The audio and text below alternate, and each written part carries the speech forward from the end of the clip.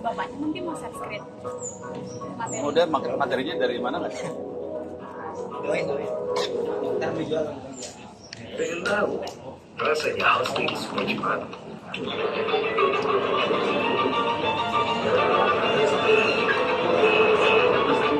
Bikin website mau tanpa batas dengan hosting server free dan unlimited dari BusinessQ. Berlangganan sekarang juga.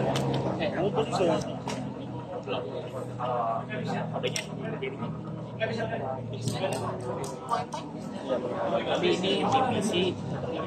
Oh di kan.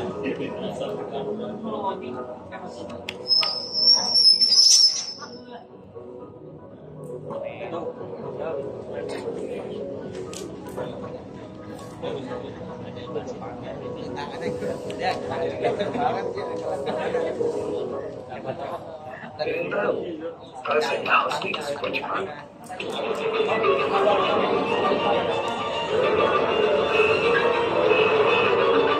Bikin website mau tanpa batas dengan hosting server free dan unlimited dari BusinessQ. Berlangganan sekarang juga. Udah. Udah. Materi.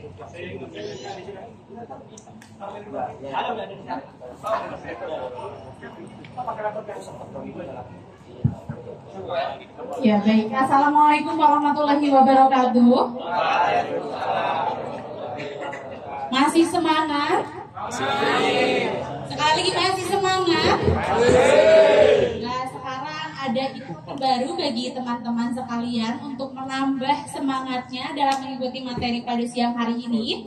Jadi khusus di sesi pematerian kali ini akan ada beberapa door prize. Ya, jadi diharapkan teman-teman dapat ikut berpartisipasi aktif dalam kegiatan materi kali ini. Ya, memasuki acara pematerian yang pertama telah hadir bersama kita semua, yakni pemateri Bapak Dr. Aksat Rashid Nur Adipa. Selamat datang Bapak. Beliau ini merupakan CEO No Limit dengan gelar doktor di bidang marketing sains di Universitas Indonesia.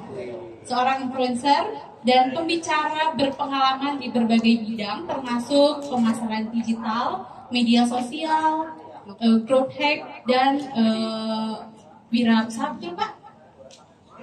Ya, sesaat lagi nanti teman-teman akan mendengarkan dan menyimak bersama pematerian dari Bapak Dr. Aksat.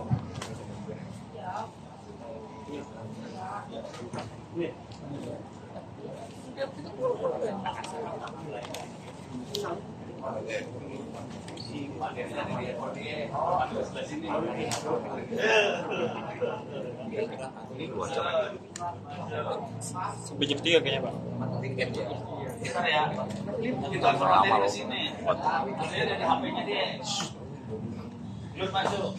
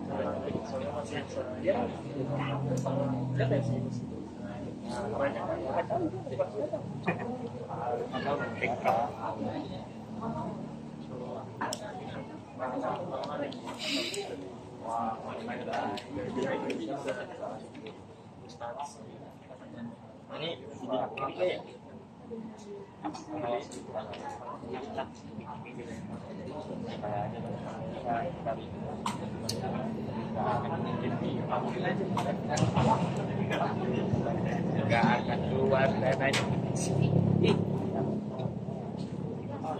Yes. Oh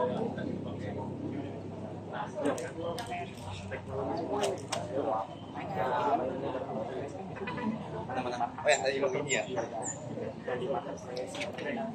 kerasa banget vibes. Jun, Apa? Nggak ada sih. Masa ditutup dia kan ada di ada depanan. Dia maju. Maju tapi tenda ini maju aja. Maju cek.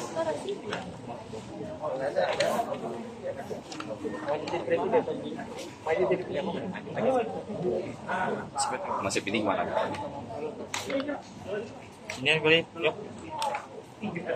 Awas. Awas kalau bacek tuh. Nah, ada cek awas. Emang ini mah sering hujan. Perbatasan sering hujan sampai ya, punya direp.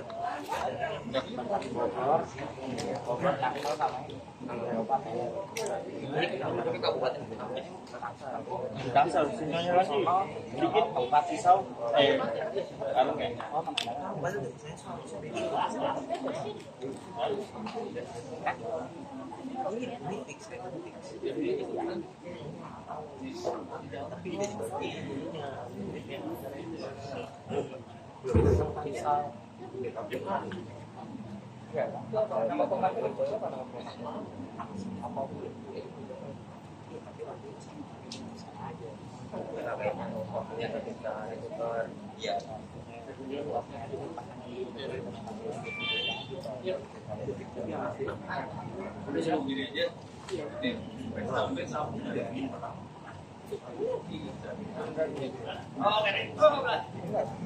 Ya, terima kasih. Kita langsung berikan pada pembicaranya langsung. Thank you. Ya.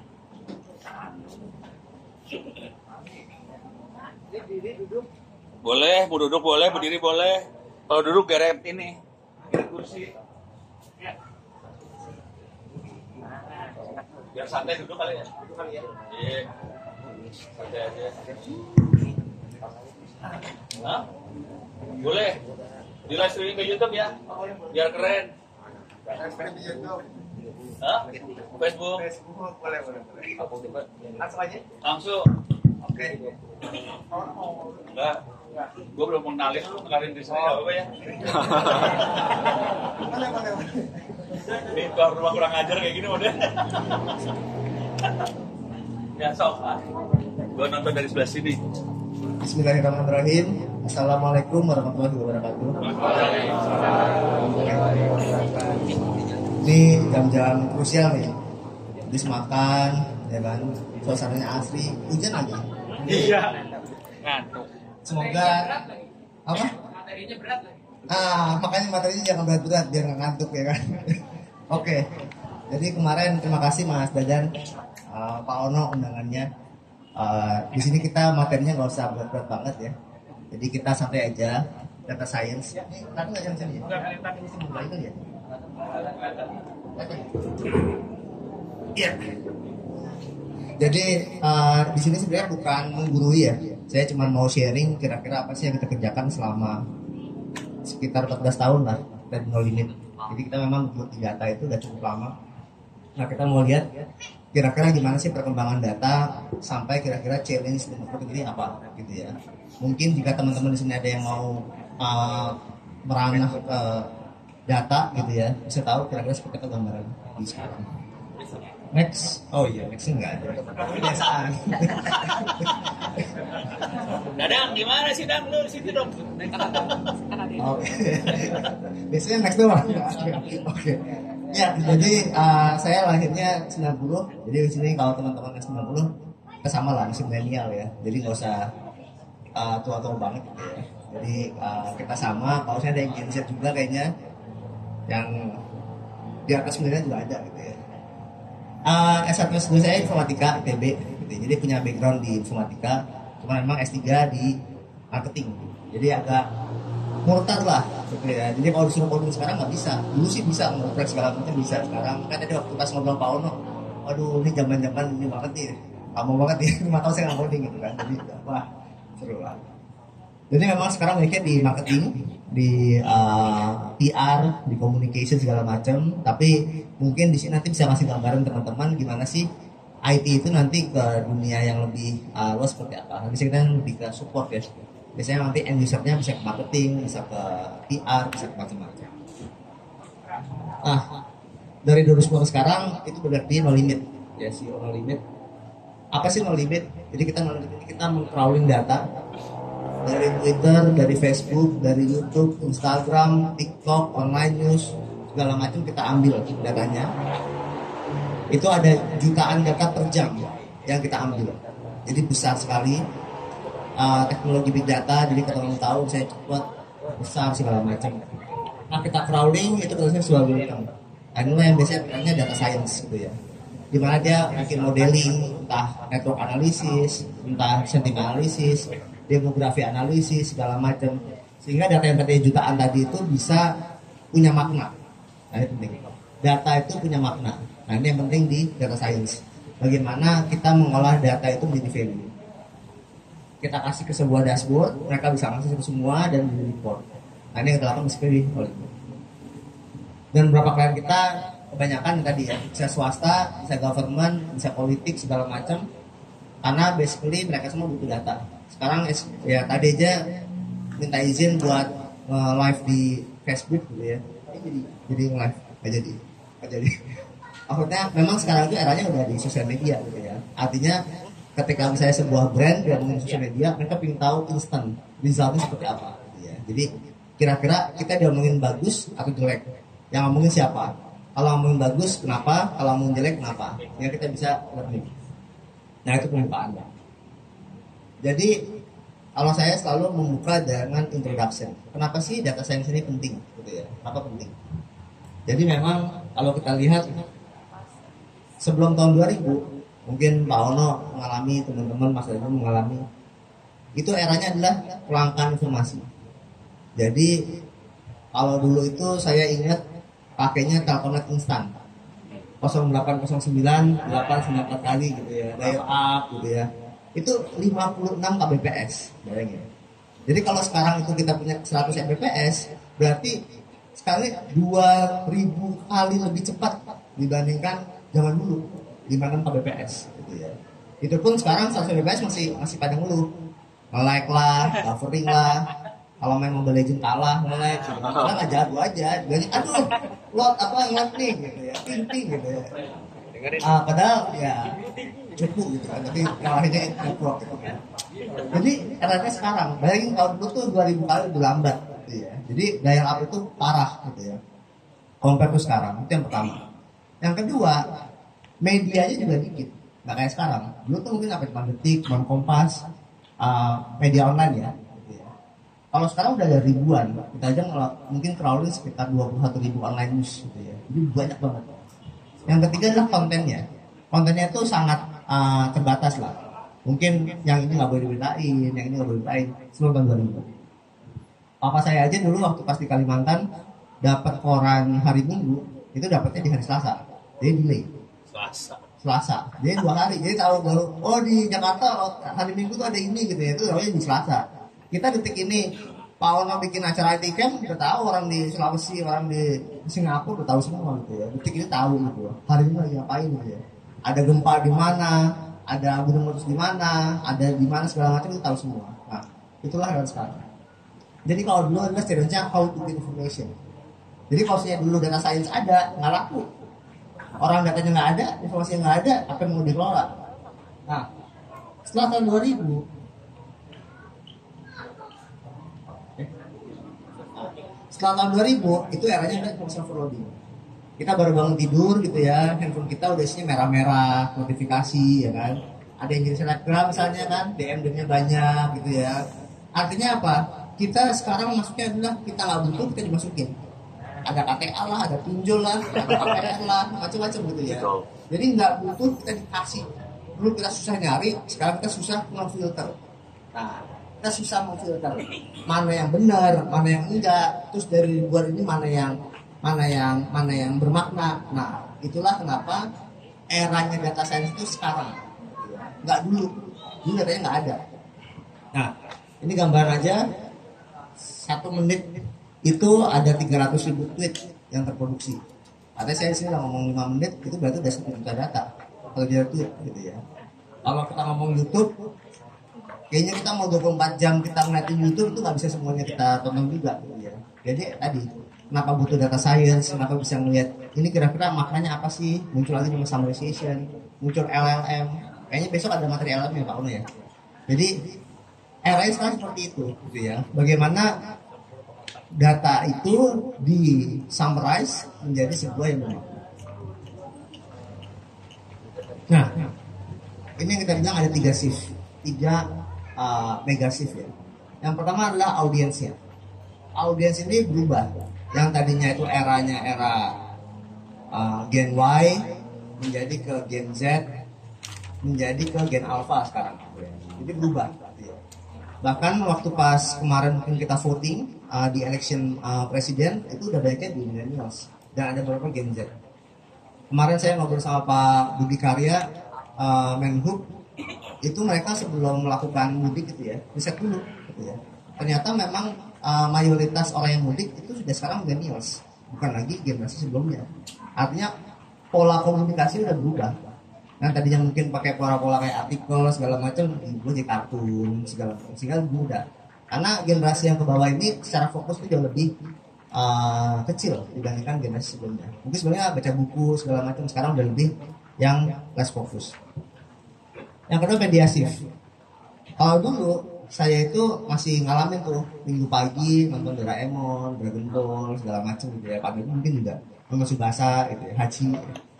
Nah, jadi masuk SD itu besoknya itu kita ngebahasnya bareng-bareng sama gitu loh. Kemarin Tsubasa lagi nendang tuh suka ngobrol gitu ya, lama ngetin apa masa-masa kecilnya segala macam, panjang lah nendang sekali lama gitu ya. Nah sekarang tuh nggak ngalamin kita. Kenapa? Karena kita sekarang eranya adalah on demand. On demand itu adalah kita makan, kita consume apa yang kita mau. Kita ngomong TikTok gitu ya, FYP-nya si A sama si B beda gitu ya. Kita nonton Instagram, feed-nya itu beda, si feed-nya gitu ya. Kita go food pun gitu ya. Sekarang itu ditemuin banyak keluarga yang dia tuh makan bareng, tapi menunya beda-beda. Ada GoFood sendiri gitu loh. Jadi mereka GoFood, si anaknya GoFood, emaknya GoFood sendiri. Oh dulu nggak ada, dulu mah ibunya masak apa ya pasrah aja gitu kan. Ya udahlah kita tempe lagi, ya tahu lagi, udahlah ya kurang lagi, udahlah. Sekarang enggak, mereka konsum apa yang mereka mau gitu loh. Nonton apa yang mereka mau, mereka dengar apa yang mereka mau. Nah ini data itu beda-beda beragam. Gitu ya. Kenapa tadi data science itu penting? Karena tadi teman-teman sekarang ada recommendation itu based on data. Oh sukanya horor, maka nontonnya horor. Oh sukanya adventures, maka nontonnya adventures. Oh sukanya K-pop, maka nontonnya K-pop. Nah kayak gitu. Itulah cara data science. Yang artinya komprehensif. Kalau kita bilang dulu itu artinya private. Private itu artinya kita SMS, kita pakai hotline, kita datang langsung ke Grapari segala macam. Sekarang eranya adalah sosial media. Kita nggak suka, kita viralin segala. Nah, 3 shift inilah yang kita bilang kenapa berkembang si data tadi.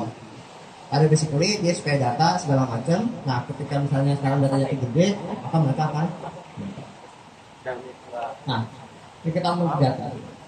Jadi big data ini adalah 4V di kiri itu menuju 1V. Jadi yang pertama adalah volumenya gede gitu ya. Karena kalau kecil namanya small data, bukan big data gitu ya. Yang kedua adalah variety, dia bervariasi. Bisa teks, bisa gambar, bisa video. Yang ketiga velocity, cepat gitu ya. Dan yang keempat variety, veracity, mana yang penting. Jadi kalau no limit, itu yang pertama adalah volumenya kita lebih dari 1 GB per hari yang kita collection. Dan velocity-nya kita lebih dari 1 juta data per jam. Jadi yang bayangin ketika ini kita nggak pakai ilmu data gitu ya, data science, bagaimana kita melakukan algoritma segala macam, rasanya nggak mungkin bisa mengambil makna gitu ya dari data yang banyak ini menjadi sesuatu yang bisa lebih. Ini data semua ya, data information knowledge system gitu ya, IKW. Jadi contohnya data itu adalah kayak gini gitu ya. Ini semoga nggak ada saudara yang editing ya, karena editing nggak bisa. Jadi dulu misalnya Kalau kita terlalu galau gitu ya. Kalau kamu galau, ingatlah coba Ayu Ting Ting lebih berat. Itulah gitu ya. Ini data. Ya, data. Nah, kalau kita ngomong information, maka dia akan menjadi seperti ini. Dia ada siapa yang ngomong, jam berapa, kemudian apa yang diomongin, nanti information. Nah, apa yang kita lakuin, itu lagi menjadi seperti ini. Jadi, orang itu galau kebanyakan jam berapa sih? Oh, jam 9. Jadi, waktu Indonesia bagian galau. Terus yang lebih banyak galau ternyata cewek 60%. Terus galaunya kenapa? Karena cinta. Nah, jadi yang tadinya itu cuma sekedar data yang kita bilang tadi cuma nge-tweet, satu tweet segala macam, itu kita kumpulin jadi seperti ini gitu ya. Nah, ini nanti bisa digunakan untuk macam-macam. Misalnya kita ngomong apa? Ada yang punya misalnya ayam goreng gitu ya. Di Instagramnya misalnya jam 9 dia nge-post, hey, daripada kamu galau mendingan makan ayam goreng galau misalnya. Nah, karena tahu nih jam 9 tuh saat-saat orang galau gitu ya. Apalagi kayak sekarang nih hujan-hujan, malam-malam di kos sendirian jam 9. Wah, itu galaunya berlebihan gitu ya. Jadi ini kayaknya paling galau nih. Nah, jadi ini yang kita coba kumpulin gitu ya. Bagaimana dari bermacam-macam data tadi gitu ya. Itu kita bisa dapat kira-kira apa sih summariesnya, apa sih kumpulannya. Karena kalau kita lihat itu tweetnya sampai 5 juta gitu ya. 5 juta tweet yang kita kumpulin dalam instan kita bisa tunjukin bahwa ini loh yang terjadi selama 3 tahun terakhir, 3 bulan terakhir. Nah, ditambah ini itu yang paling penting adalah kalau kita lihat ini awal. Jadi ini ada namanya framework ya, indeks standar buat data mining. Jadi yang paling penting pertama adalah business understanding. Jadi orang data science itu wajib tahu kira-kira bisnisnya itu apa sih sebelum teman-teman mau ngulik datanya, gitu ya. Jadi kalau nggak tahu datanya bisnisnya apa, maka akan sangat sulit kita mau bikin dashboard, kita mau bikin aplikasi, kita mau bikin apapun dalam ketika kita nggak paham bisnisnya apa.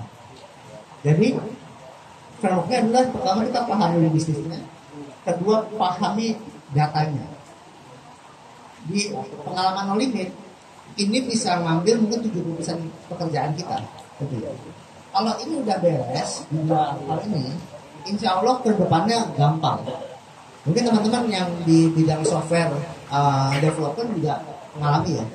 Kalau requirement-nya nggak jelas, waktu pas teman-teman develop bisa jadi nanti, waduh, udah kode susah-susah ternyata salah requirement, segala macam gitu ya. Mengalami dari awal.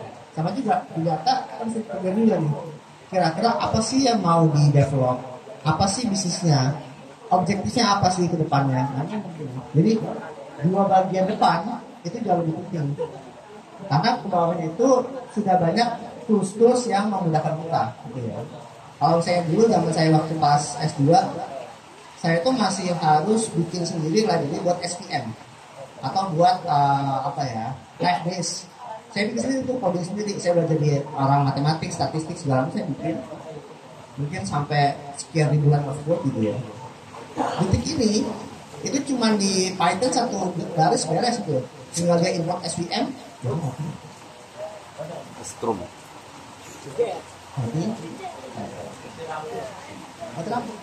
Mati lampu ya? Hah? Enggak ininya. Tapi speakernya nyala. Tes.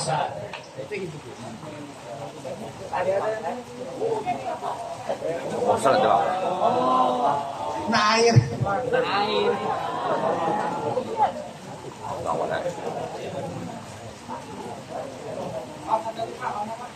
Awas Pak, satu rumah. Masuk video lah, Pak. Jadi tinggal di-cut tuh selesai. Karena nge-cut masuk frame. Si orang putih kan.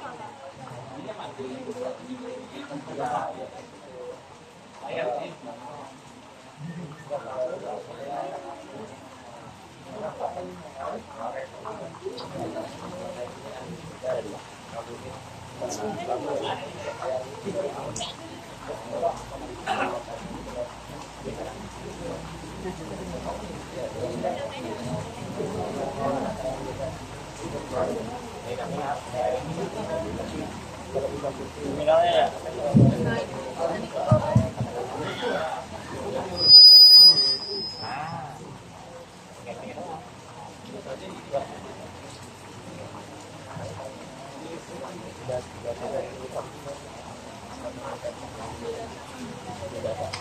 Pokoknya lu dari Bogor dia bagian kita algoritma ya di dalam dulu itu setelah lu ngambil kompleks data dari proses terus jadi pola algoritma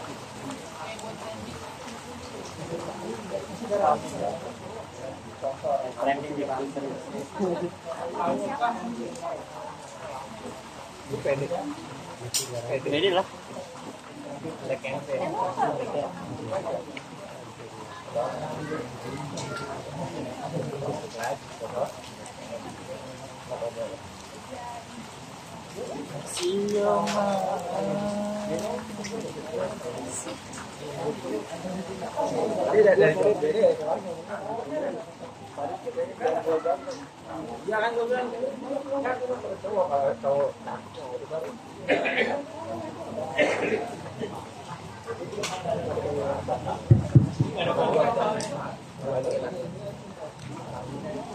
aduh 70 juta lagi ya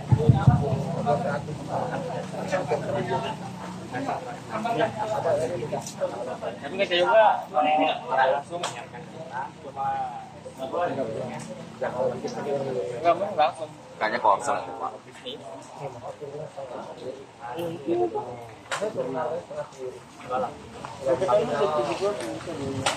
tergantung kalau ngatur ini sangat gampang tapi ada terus 50 ya seperti ini Bluetooth mode. nyala Pak Nyala. Bisa nyala.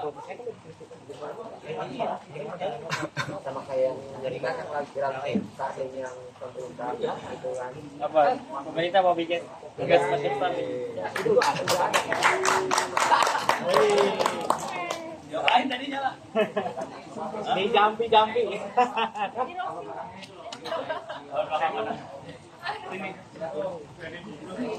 Ini nggak ada gimmick pembukaan pinggir tadi apa?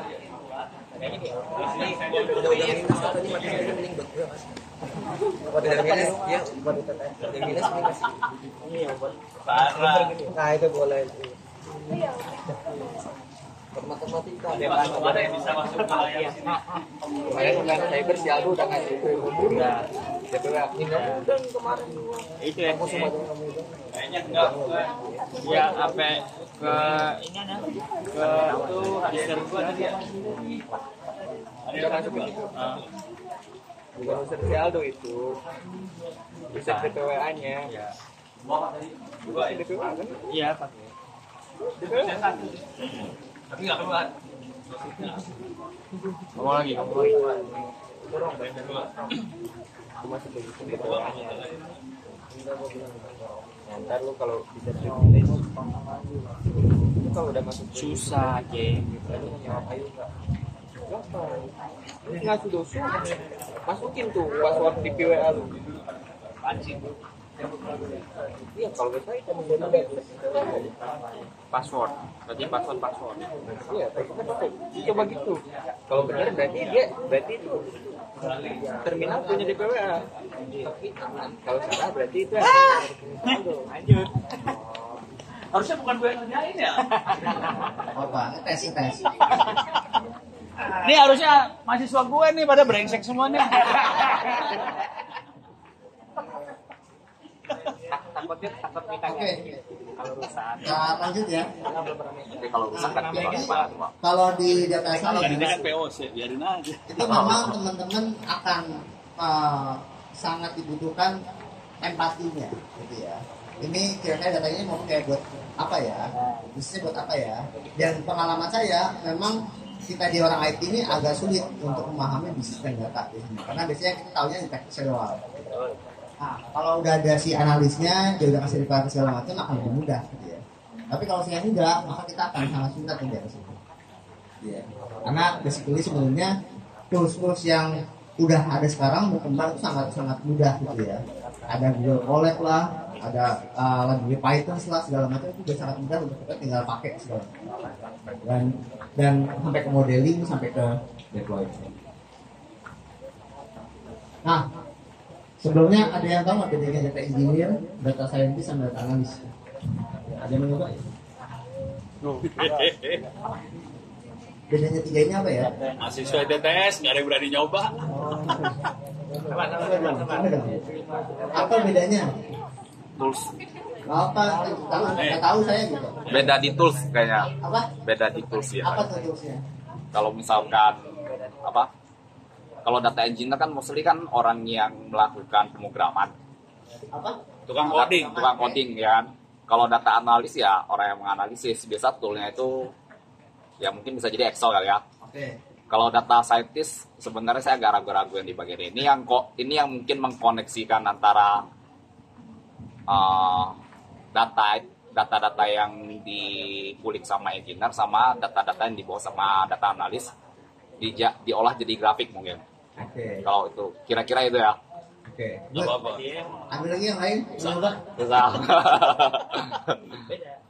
Perbedaan fokusnya Pak. Apa fokusnya? Kalau data engineer itu fokus ke infrastruktur datanya, analis itu analisis data. Gimana ya? Biasanya malu. Jangan makan sih, nggak apa-apa. Biasanya ada koreksi. Iya. Data Tuh. Mangga. Oke. Data science itu fokusnya ke analisis permodelan data untuk mendapatkan wawasan. Nah, yang terakhir itu data analis itu menyusun dan menganalisis data untuk membuat laporan. Biasanya sih seperti itu. Lagi terakhir. Cara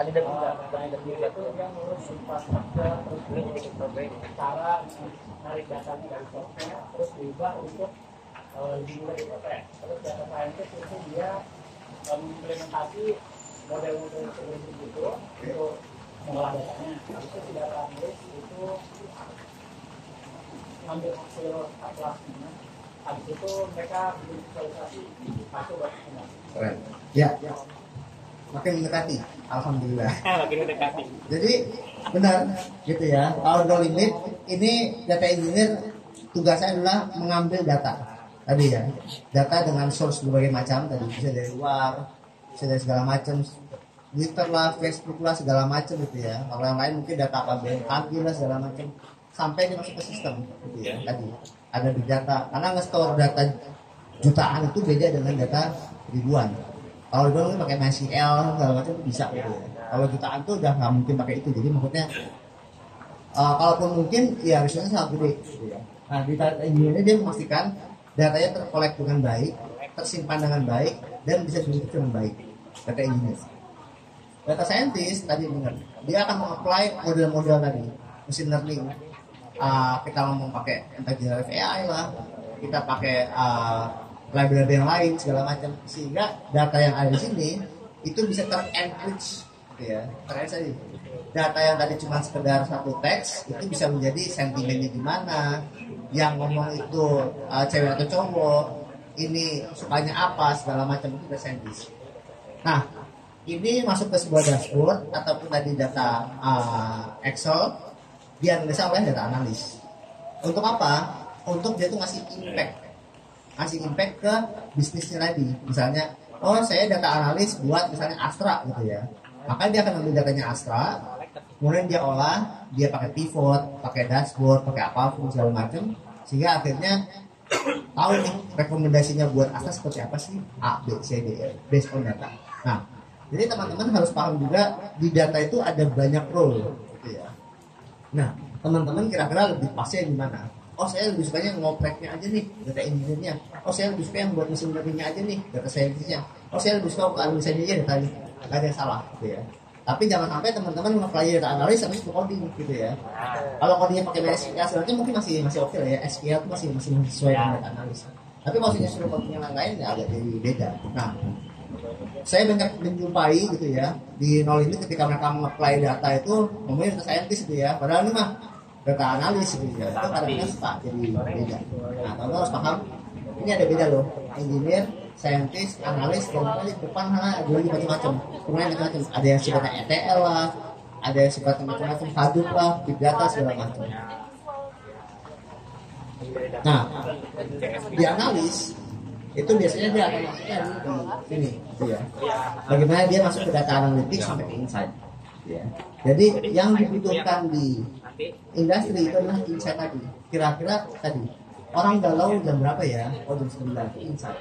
Orang banyaknya yang galau tuh cewek 60% tentang cinta. Nah itulah insight, gitu ya, lebih dalam. Dan ini ada 3 tipe. Ada deskriptif, ada prediktif, ada preskriptif. Dan ini biasanya gabungan antara tadi ya, antara data scientist dengan data analis. Karena biasanya engine-nya pun mereka butuh untuk diklik untuk sampai ke prediktif dan preskriptif. Di deskriptif itu biasanya dia akan mengatakan apa yang jadi masa lampau. Jadi kita ngomong dashboard, kita ngomong alert, kita ngomong scoreboard, segala macam itu adalah deskriptif. Oh, 20.000 orang ngomong tentang A. Oh, sekian banyak itu sentimennya negatif itu dashboard. Itu deskriptif, itu mendeskripsikan.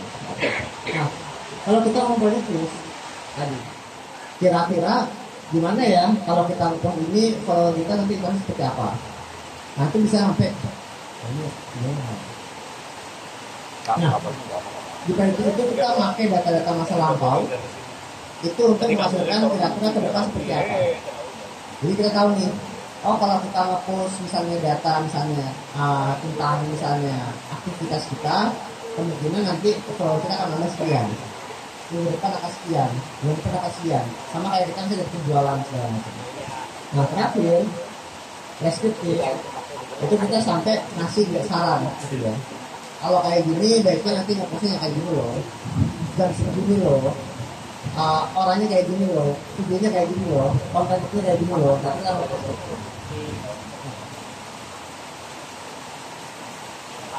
oke, kita langsung contoh ya. Jadi ini beberapa contoh yang kita lakuin gitu ya. Contohnya di pariwisata, mental. Di sini dia mau melihat gimana sih pendapat orang tentang tempat wisata, gitu ya. Terus kita coba lihat dari ada Bali lah, ada Makassar, ada Wakatobi, Raja Ampat, segala macam gitu ya. Di sini ada 3A, ada accessibility, amenity, sama atraktif. Jadi di pariwisata itu 3A ini adalah aspek yang membuat orang itu mau ke sana atau enggak. Saya teman-teman nih, ngapain ke Bali? Gitu ya. Pasti 3A ini. Gitu ya, yang diperkenalkan ketika teman-teman mau berlibur. Accessibility berarti gimana aksesnya, gitu ya. Sebagai destinasi itu, wah Raja Ampat mesti pakai pesawat, ke Jogja aja deh bisa pakai kereta misalnya. Aksesnya gimana? Kedua adalah amenity, gimana kebersihannya, gimana fasilitasnya, ada ATM nggak, ada hotel bintang 5-nya nggak, ada perlengkapannya nggak, segala macam. Yang ketiga adalah atraksinya. Di sana ngapain aja? Melihat tarian, melihat gunung, melihat pantai, melihat apa segala macam. Nah, inilah peran tadi data analis untuk meng-crack bagaimana bisnis dari pariwisata itu sendiri. Gitu ya. Oh, kalau misalnya orang itu biasanya pakainya 3A ini. Aksesnya gimana? Amalnya gimana? Atasnya gimana? Nah, orang data scientist akan mengolah itu menjadi data tadi dikelompokkan nih ke masing-masing aspek tadi, gitu ya. Jadi, kalau orang ngomong tentang misalnya, wah parah banget nih bandaranya, masa kecil banget, nah itu accessibility. Waduh, ini toiletnya jelek banget nih di sini, itu maksudnya ke amenity. Ada yang ngomong, waduh keren banget konsepnya segala macam, itu atraksi. Nah, itulah perannya si data scientist untuk melihat dari data tadi menjadi 3A tadi, sehingga akhirnya kelihatan sentimennya seperti apa. Nah, ketika kita melakukan prediction, gitu ya, kita combine dengan data integrasi, data perjalanan segala macam, kita bisa tahu nih wisatawan di masing-masing ini berapa, dan kita tahu pergerakannya seperti apa. Ketika kita combining, kita tahu kira-kira aspek mana saja yang berkontribusi terhadap jumlah wisatawan, gitu ya. Nah, ketika kita lihat ternyata kalau masalah ATM, masalah toilet, masalah hotel, masalah atraksi itu nggak masalah dengan jumlah wisatawan.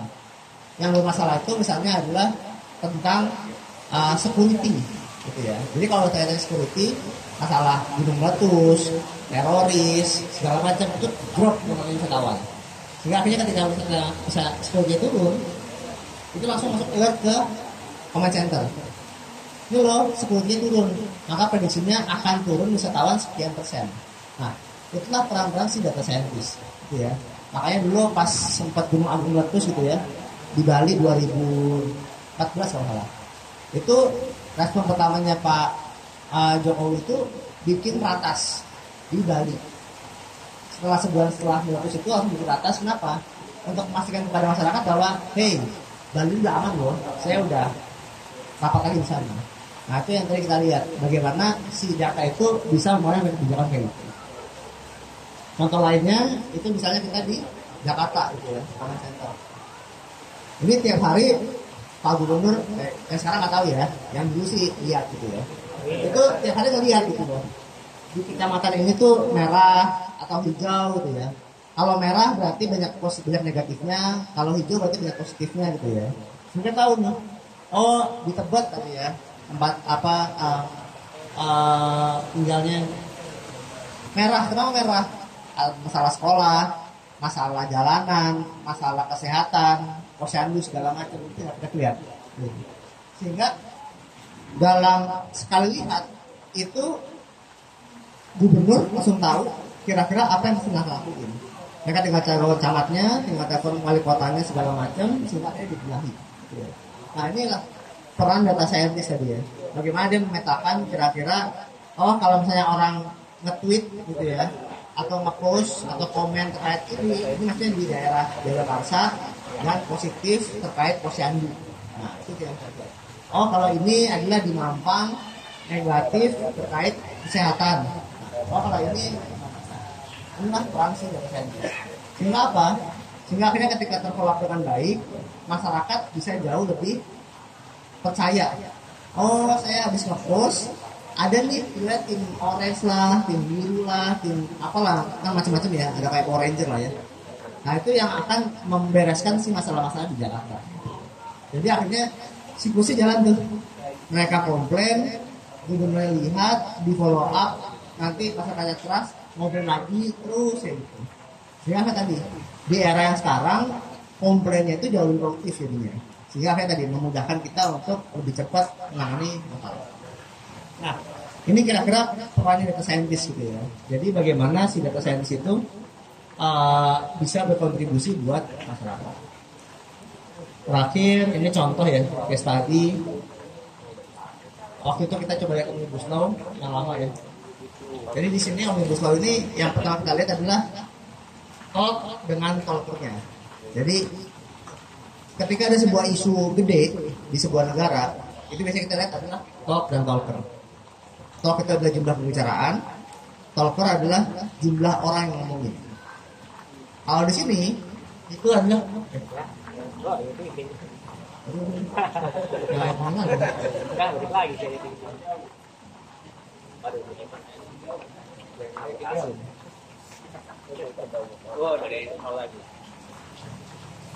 Oke. Nah, kalau di sini jumlah talk dibanding talkernya itu adalah 1:1,5. Artinya satu orang itu ngomong 1-2 kali. Gitu ya. Nah, ini kita bilang adalah isu organik. Kalau dia itu talkernya itu 1:15, 1:10, itu berarti adalah isu yang tidak organik. Artinya apa? Ini berarti isunya pakai buzzer nih. Ada yang ngomongin nih, ada yang naikin gitu ya. Karena tadi isunya itu 1:10, 1:13. Satu orang itu bisa ngomong lebih dari 10.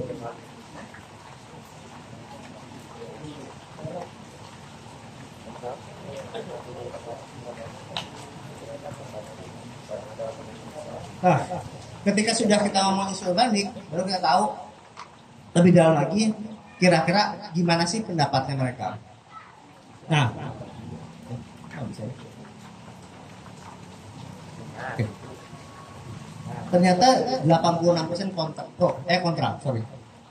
dan 4% pro. Sehingga kita bisa lihat kira-kira ini adalah isu organik besar dan banyak yang kontra. Nah, sebagai pemerintah, dia mau tahu lagi lebih dalam kenapa ya mereka itu kontra. Nah, lebih dalam lagi misalnya terkait tadi mereka itu pro kontranya karena tadi hak buruhnya tidak diprioritaskan, kemudian terkait masalah tergesa-gesa, terkait masalah ada upah minimum. Sehingga tadi memudahkan si pemerintah untuk mengambil keputusan. Kira-kira kenapa ya mereka tuh kontra gitu ya?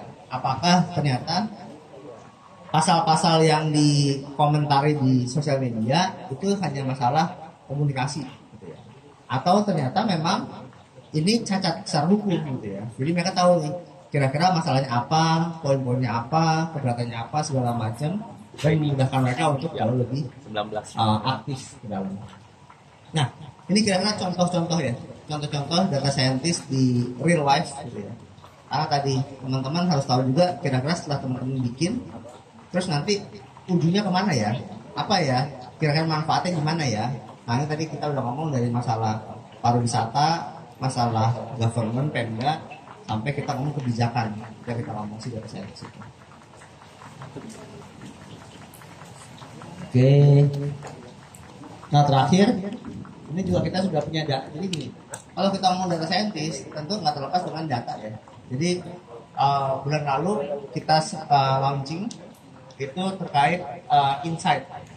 Di situ kita punya ratusan kategori tentang data dan ribuan brand entity. Gitu ya. Jadi kita crawling ratusan kategori, ribuan akun media sosial, dan jutaan data yang kita crawling.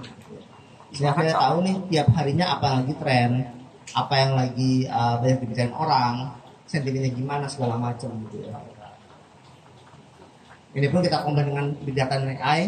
Tadi mungkin sempat besok akan di combine dengan LLM, sehingga sebenarnya kita bisa tanya apapun gitu ya terkait anything. Ini kita kayak LLM sendiri, sehingga tahu nih gimana sih tren terkait Jakarta. Kita ngomong polusi, kita ngomong panas, kemacetan segala macam gitu ya. Ada tadi kita ambil dari ribuan entity dan jutaan data per jam gitu. Dan teman-teman bisa akses kalau mau datanya gitu ya di Insight. Jadi teman-teman bisa tinggal lihat datanya gimana, yang tren siapa, dan tadi bisa nanya juga gimana sih tren terkait Jakarta, gimana tren terkait Kominfo misalnya lagi rame apa segala macam, itu bisa lihat persepsinya segala macam gitu ya. Dan nanya kayak LLM segala macam. Ini kalau misalnya dapat poin berapa gitu ya, 20. Jadi kamu bisa coba trial sehingga bisa lihat kira-kira seperti apa gitu.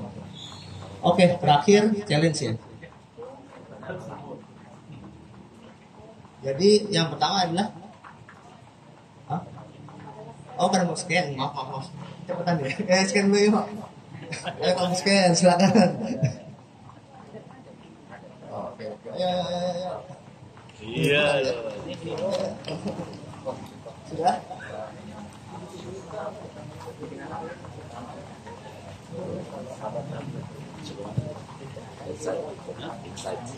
Jadi kalian tinggal scan, tinggal daftar langsung, ya udah. Ayo tinggal register dulu.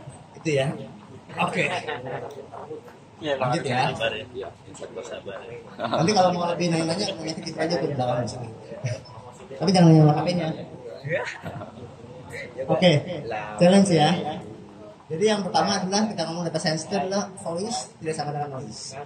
Jadi mostly kita tadi dari mungkin data yang kita kumpulin bisa jadi 50%-nya noise, nggak relevan dengan kita.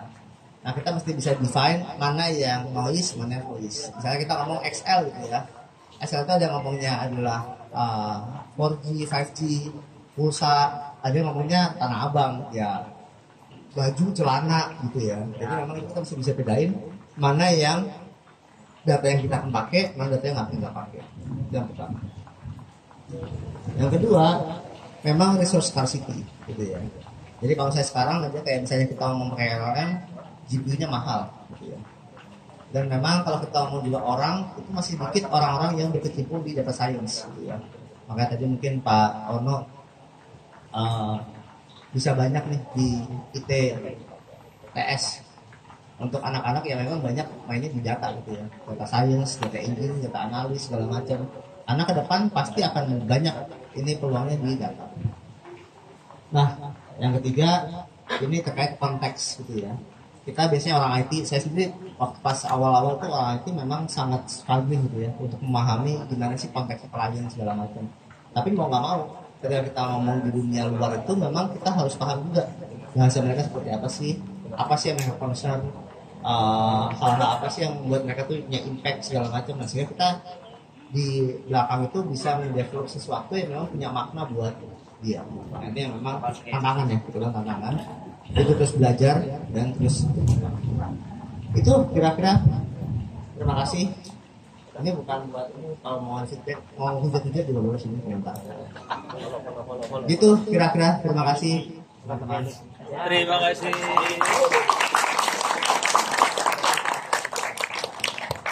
Baik, Pak Aksa, terima kasih atas materi yang telah disampaikan. Selanjutnya kepada Bapak-Bapak dan teman-teman sekalian, apabila ada yang ingin ditanyakan, boleh mengangkat tangannya terlebih dahulu. Saya buka 3 penanya terlebih dahulu.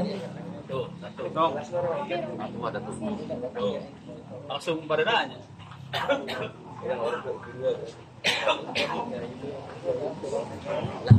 Baik, selamat siang, nama saya Rufa. Saya mau bertanya beberapa pertanyaan nih. Tadi kan No Limit itu punya crawling dari 21.000 online news, kemudian dari belasan sosial media. Bagaimana menyikapi veracity-nya? Kemudian jangan-jangan dulu pernah ramai Pak Luhut punya big data katanya. Apa jangan-jangan sumbernya dari No Limit? Kemudian itu baru 2 ya. Yang ketiga,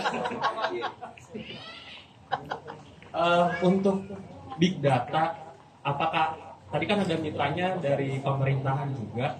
Kalau untuk unsur pemerintahan yang tidak berkaitan dengan masyarakat secara langsung, apa ada contohnya? Kemanfaatan datanya seperti apa? Terus satu terakhir, tadi sempat disebutkan untuk data analis. Salah satu contohnya misalnya di Astra, mengambil data dari Astra. Apakah itu bisa disebut big data ketika ngambil hanya dari satu sumber data? Terima kasih. Ya, terima kasih atas pertanyaannya, Pak Arifah. Bisa langsung dijawab. Jadi satu aja dulu. Oke, yang pertama adalah bagaimana nyari veracity ya. Tapi memang ini penting nih. Jadi tadi kan ada noise, kita bilang voice versus noise gitu ya. Jadi otomatis kita banyak, ya salah satunya saya juga kita melakukan filter ya. Filter entah itu kita pakai keyword matching atau kita juga ada juga pakai semantik bahwa yang seperti ini tuh tidak masuk relevan segala macam gitu ya. Kayak misalnya konteksnya kita ngomong apa? Kementerian Perdagangan gitu ya. Dia ngomongin impor. Tapi kalau impornya alutsista mungkin dia nggak masuk, sehingga memang itu kita harus biasa juga mana kira-kira yang memang jadi ranahnya dia atau tidak. Jadi macam-macam mas, kalau misalnya kita bisa pakai filter, bisa pakai semantik, pendekatan data science itu juga bisa. Yang kedua, alhamdulillah bukan dari kita mas sumbernya, Pak Luhut ya. Makanya setelah itu kita kasih yang benar. Berapa lu? Pak yang benar ini loh Pak. Oh gitu. Jadi ya udahlah gitu. Nah, yang ketiga yang berkaitan ini sebenarnya ya bisa-bisa aja. Artinya gini, tidak harus semuanya itu buat komunikasi ke depan gitu ya. Ada yang sifatnya itu memang buat kebijakan ke dalam. Kayak kita misalnya ada juga yang buat obat nyamuk gitu ya. Dia bagaimana memprediksi penjualan obat nyamuk. Itu waktu itu kita pakai macam-macam, ada kayak BMKG, curah hujan, panas, humidity, sampai ke berapa banyak orang yang ngomongin terkait nyamuk di sebuah daerah.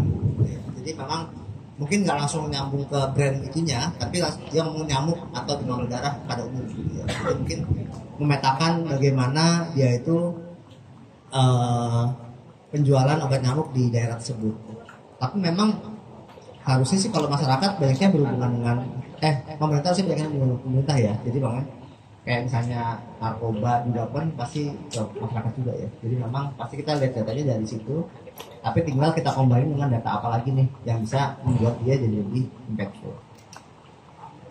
Nah yang keempat terkait Astra ya, walaupun dia memang cuma satu, ya karena datanya besar, emang bisa jadi lebih data gitu ya. Artinya kalau dia mau lihat lebih dalam, bagaimana measure campaign-nya, measure kontennya, ataupun feedback terkait si Astra itu sendiri, itu juga bisa kan. Artinya memang itu kita bisa lihat tadi, memenuhi kaidah 4V tadi ya, dia cepat, dia banyak, bervariasi, dan tadi memang veracity juga ada gitu ya. Jadi memang itu masuk tadi juga. Artinya mungkin big data nggak cuma sekedar masalah jumlah entitas gitu ya, atau bahkan mungkin data itu cuma 10.000 pun mungkin aja, atau cuma 1.000 pun mungkin aja. Tapi kan sebenarnya data ini kan diambil dari data yang jutaan tadi, kemudian difilter gitu ya, sehingga kita cuma dapat yang data yang bermakna aja, sehingga akhirnya itu artinya proses filter itu kan juga termasuk proses yang kita nggak gampang juga gitu kan, memilah 1.000 dari sejuta data ini yang bermaknanya seperti apa gitu ya. Itu dia. Semoga cukup menjawab Mas. Penanya selanjutnya. Halo Mas, saya Rizky. Pertanyaan saya mungkin lebih dasar dari, kalau Mas kan provider untuk perusahaan atau dari prediktif, deskriptif sampai perspektif tadi itu kan buat perusahaannya. Bagaimana sih kalau kita di orang awam nih menganalisa data yang ada gitu, atau misal dari media-media nih filternya ini hoax apa benar, itu gimana gitu Mas?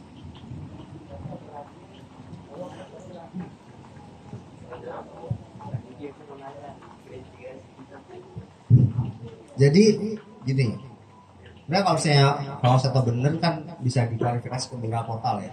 Artinya kalau kita punya misalnya tiba-tiba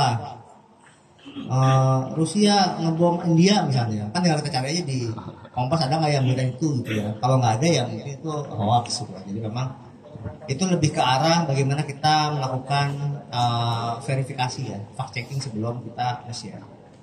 Nah tapi gini, yang saya mau soroti ini memang juga pertanyaan yang cukup common ya. Kadang-kadang kita ngomong data science ini, kita ngomong data yang memang kompleks ya, pakai tools, pakai segala macam. Tapi yang saya harus soroti, data science ini lebih ke arah mindset dulu. Mindset bagaimana kita itu mengumpulkan data dan menjadikan data ini sebagai acuan. Saya kebetulan bantuin ibu saya, orang tua saya, dia bisnis franchise gorengan, tahu go, kalau tahu go. Kalian tahu go kan? Jadi ini apa? Promosi tahu go. Yang dibawain, promosiin lagi. Itu simpel juga gitu ya. Tahu go itu juga maksudnya cuma nyatet pakai Excel gitu ya, berapa penjualannya ini harian, segala macam, bahan bakunya berapa, pakai Excel, nggak pakai macam-macam aneh-aneh. Tapi ini kita bisa prediksi, oh ternyata si cabenya naik nih harganya nih, maka kita kurangi dengan 7, 5 aja atau 4. Nah itu kan juga bisa tuh. Atau misalnya oh ini ternyata minyak juga mahal. Nah itu kita bisa coba lihat kira-kira apa sih yang kira-kira bisa kita optimalkan gitu ya, walaupun tanpa harus melalui kualitas. Jadi memang data science ini bukan masalah tools, tapi masalah mindsetnya dulu gitu ya. Bagaimana tadi kita melakukan collection data. Kalau zaman dulu kan mungkin orang ya udah asal punya, yang penting banyak yang beli selesai gitu ya. Nah tapi selama-lama akhirnya ibu saya ini mulai jadi orang data scientist juga nih gitu ya. Tiap bulan tiba-tiba kasih data tuh, nih kira-kira gimana? Wah keren juga nih ya. Misalnya ibu saya juga keren. Ini penjualan hari ini, bulan ini sekarang segini, 12.000 segala macam tahu gitu kan. Kemarin 10.000. Kayaknya gara-gara ada ini deh, orang-orang pada pulang kampung sehingga nggak ada yang masak gitu. Jadi ada analisanya gitu loh. Seorang ibu saya gitu ya umur 60, tapi udah mulai melakukan data analisis juga gitu ya. Jadi pakai Excel, memang ngetik pakai kalkulator segala macam juga kan ada masalah gitu ya. Tapi yang penting adalah mindsetnya itu, bagaimana kita bisa mengumpulkan datanya, kita coba olah dan coba kita lihat kira-kira apa sih makna dari data itu. Nah, itu yang penting sebenarnya. Kalau tools segala macam udah banyak mas, Excel, dashboard segala macam, Google Studio itu udah banyak banget. Pertanyaan terakhir. Oke, baik. Selamat siang teman-teman. Perkenalkan, namaku Romi. Aku dari mahasiswa ICTS semester 2. Izin bertanya.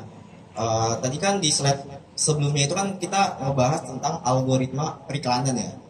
Nah, sebenarnya data itu bisa dijadikan marketing atau bisnis. Kayak contoh mungkin teman-teman pernah ngerasain kayak teman-teman tuh mau nyari suatu produk ketika searching di Google, nah terus pas kebesokan kemudian atau sejam kemudian ada kayak iklan yang muncul nih dari misal Shopee, terus misal kalian juga buka platform sosial media kayak TikTok, Instagram, tiba-tiba iklannya itu muncul gitu. Nah, dan saya juga ada cerita sedikit. Jadi pas saya ke Bandung, tepatnya ke Ciwidey, kerekam lagi. Terus pas pulang dari Bandung itu seminggu kemudian, Sampai apa ya? seminggu kemudian itu kan di Bandung itu kan saya seminggu. Nah terus pas sudah pulang nih saya scroll TikTok, tiba-tiba FYP-nya itu Ciwidey gitu. Nah tanpa saya searching apapun tiba-tiba muncul. Terus kejadian yang kedua, saya lagi chatan nih sama teman lagi ngebahas suatu produk. Terus saya mau nyari laptop kan, nanya-nanya lah konsul gitu kan. Nah padahal saya juga nggak cari resource-nya di internet, itu belum saya searching. Nah terus kemudian ketika beberapa menit saya scroll TikTok, itu tiba-tiba muncul FYP kayak sales tuh nawarin laptop gitu.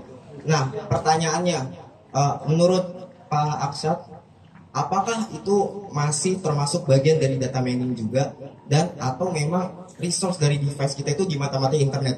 Nah, mungkin itu saja pertanyaan dari saya. Terima kasih.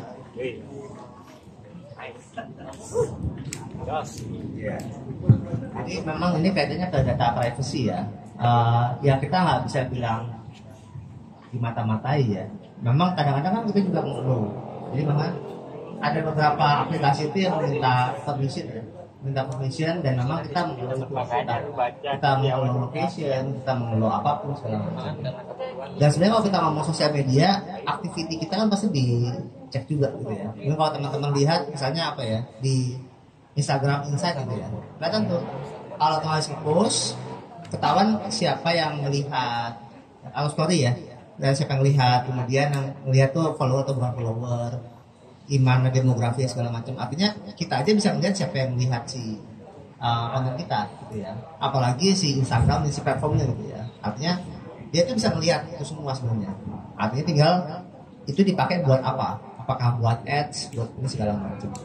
Memang kalau dari sini kita ngomongnya di ranah ethics gitu ya, etika. Boleh nggak ya kita menggunakan data itu untuk berjualan?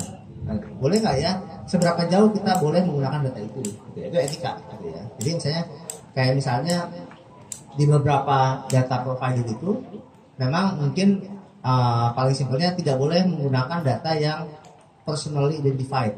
Jadi maksudnya sampai misalnya si A sampai bisa identifikasi dia sukanya makan seblak jam 3 sore, nanti makan minum jus, nanti makan tahu gejrot. Nah itu kan kalau personal gitu ya.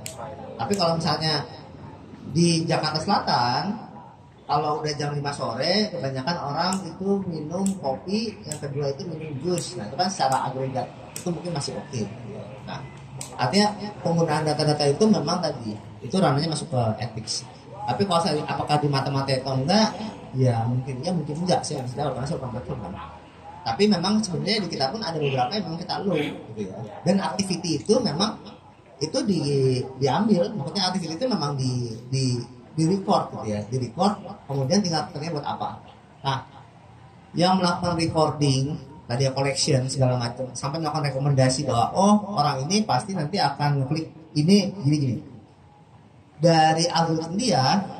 Kalau misalnya dia nampilin konten kayak gini, kemungkinan besar dia akan lama nih nontonnya dibanding konten yang isu ini gitu ya. Nah itu kan namanya kan tadi kan testing lah, preskriptif lah segala macam. Semua kami. Kayak misalnya kita ngomong di website gitu ya, ada yang testing. Kalau si A itu akses website-nya itu tampilannya kayak gini, kalau yang si B tapi kayak gini, itu bisa beda. Nah itu kita bisa lihat kira-kira mana sih yang tampilannya lebih sesuai dengan banyaknya sini traffic gitu ya. Jadi memang itu bagian dari data mining. Memang banyak hal yang memang bisa dilakukan ketika tadi kita punya data. Tinggal tapi ethics-nya itu yang kita main. Kira-kira ethics ya kita pakai data ini gitu ya. Kalau enggak ya jangan. Iya, baik. Ada lagi yang mau bertanya? Satu orang saja.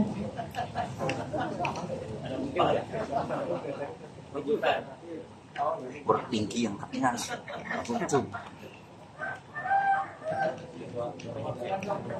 Perwakilan cewek. Ya, perkenalkan saya Putra. Yang mau saya tanyakan ini Pak Al. Yang pertama tadi kan diceritakan kalau ngambil resource-nya dari sosmed ya. Nah, pertanyaan saya itu untuk ngambil dari sosmed itu kan bisa pakai crawling sama API. Nah, yang dipakai Bapak itu pakai metode yang mana? Kalau misalnya pakai API itu kan pasti berbayar. Nah, itu yang bayar siapa? Maksudnya klien atau dari Bapak atau mungkin ada model bisnis yang lain gitu.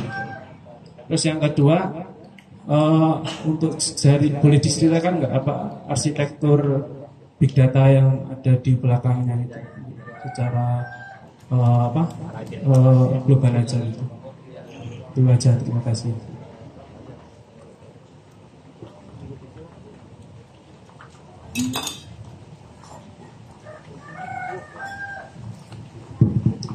Oke.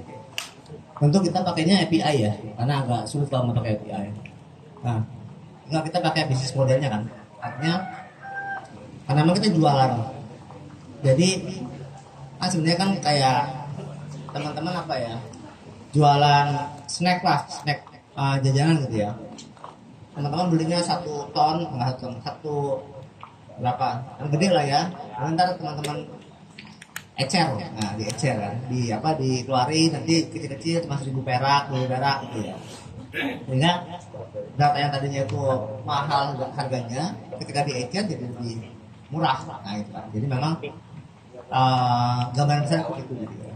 Jadi si klien nggak perlu bayar mahal juga, gitu ya. Kita pun juga masih untung lah. Itu kan masalah bisnis. Tentu kalau saya nggak pakai API jadi lebih repot, karena kita nggak tahu datanya itu oke atau enggak. Nah, yang kedua terkait arsitektur ya. Sebenarnya saya udah lama nggak untuk arsitektur. Tapi secara gambar besar itu memang pertama ada sifatnya collection ya. Dia memang buat mengkolek data tadi, gitu ya.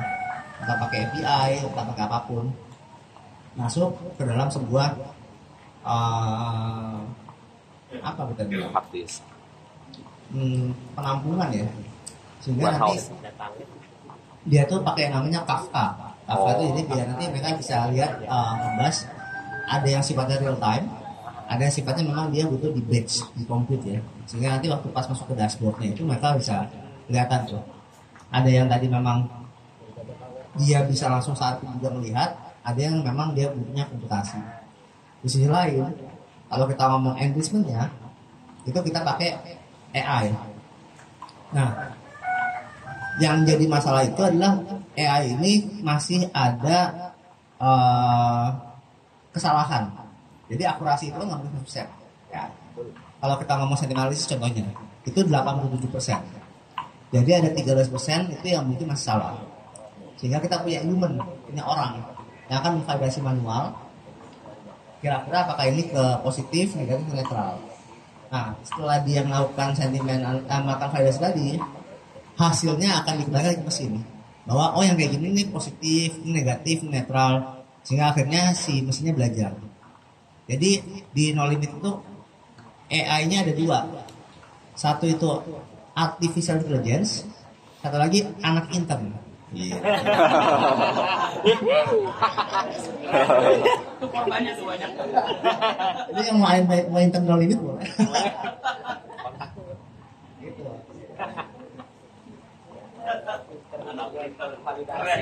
Iya, ada kabar gembira. Untuk sesi pertanyaan ini kami buka untuk 3 pertanyaan lagi. Yang mau bertanya? Ulangi lagi. Ada yang cewek nggak? Yang cewek dulu. Yang perempuan ada pertanyaan? Nggak ada, ya udah. Oh ada.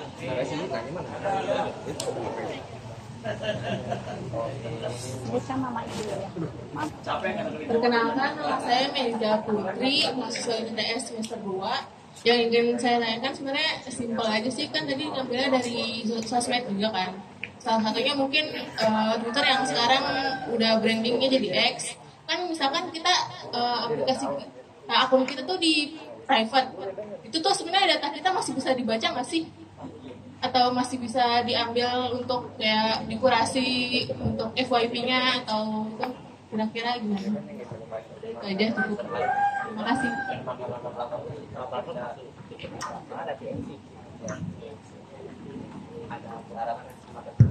Oke, jadi itu adalah bagian dari ethics yang kita juga jaga.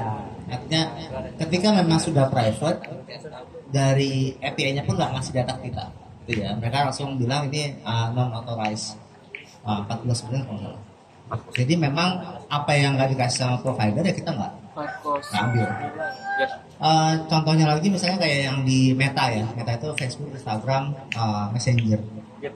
Itu kita buat nge-apply API itu butuh waktu yang cukup lama. Itu mungkin sampai 6 bulan. Nah itu nanti dipakai video call, tanya terus atau bukan, pemerintah atau bukan, intel atau bukan, segala macam gitu ya. Dan setiap 6 bulan sekali kita diaudit. Artinya datanya dipakai gimana?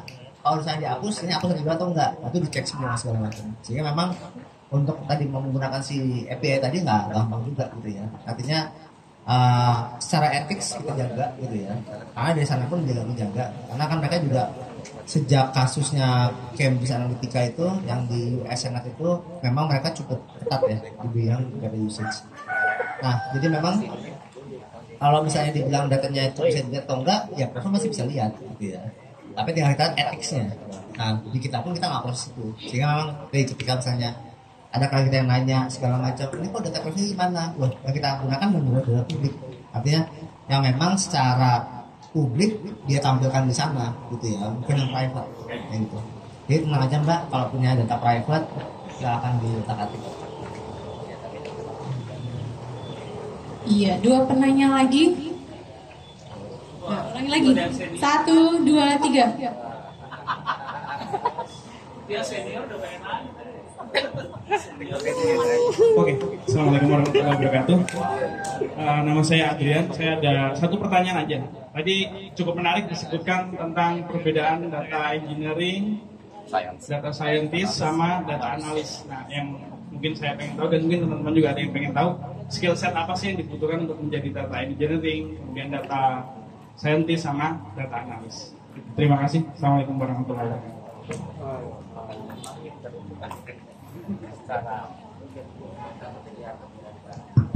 Oke, ini good question. Jadi yang pertama pasti kalau data engineer sama scientist ini dia akan banyaknya di coding. Data analyst mungkin dia nggak terlalu banyak requirement untuk coding, tapi memang minimal dia bisa SQL ya, query segala macam. Karena dia akan beda. Nah, data engineer kebanyakan mungkin dia lebih baik di back end, gitu ya. Back end bisa juga DevOps, infrastruktur segala macam gitu ya. Tapi memang kerjaan dia adalah mengoptimasi tadi, bagaimana dia mengkoleksi data yang dari luar ke dalam. Banyak orang, ini kasusnya jauh limit ya, saya nggak tahu tempat lain ya. Limit, banyak orang yang memang akhirnya ketika itu nggak lolos hanya karena mereka itu terbiasa menggunakan tools yang udah ada. Jadi mereka udah tinggal ya pakai aja gitu ya. Kemudian ketika selalu di-optimize, mereka nggak bisa optimize. Mereka cuma sekedar melakukan scaling servernya. Padahal di kita itu butuh optimasi sampai di level microsecond. Misalnya ada sebuah algoritma gitu ya, buat menyimpan gitu. Kalau misalnya lama, ya tentu jadinya lama nyimpennya gitu ya. Kita jutaan data, kalau misalnya itu 1 second aja, itu udah 1 juta second gitu ya. Jadi kita butuh optimasi sampai breakthrough-nya 0, sekian second gitu. Itu yang memang kadang-kadang nggak gampang tuh nyari orang yang seperti itu. Jadi skill setnya memang harus orang yang paham banget terkait komputasi algoritma, terkait optimasi, terkait back end segala macam. Kalau data scientist itu justru mungkin lebih baiknya di orang-orang yang sifatnya ngopek di AI, machine learning. Dia ngerti apa Naive Bayes, ngerti apa SVM, ngerti LLM, ngerti deep learning gitu ya. Itu orang-orang yang open ke situ.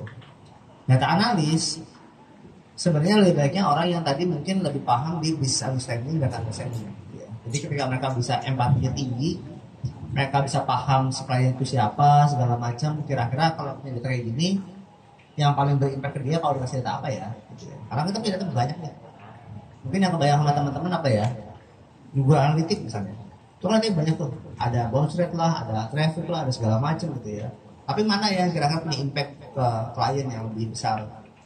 Nah itu kemampuan data analis. Jadi kalau data analis lebih ke mindset gitu ya, lebih ke skillnya di mindset. Kalau yang hard skillnya nggak terlalu gimana-gimana, paling Excel bisa pivot segala macam gitu ya. Programming language? Programming language nggak terlalu sih, mungkin SQL lah. Itu pun jarang banget digunakan kalau misalnya itu sudah ada. Di data engineering? Data engineer sebenarnya mungkin kebanyakan tergantung stacknya ya. Kalau di kita kan pakainya Scala, pakai Spark, pakai di Kafka segala macam gitu ya. Kalau mungkin yang di data scientist mungkin lebih ke Python ya.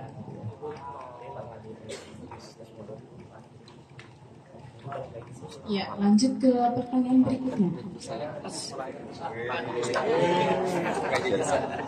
Assalamualaikum warahmatullahi wabarakatuh. Perkenalkan saya Dimas Ismawan, mahasiswa ITS. Ya.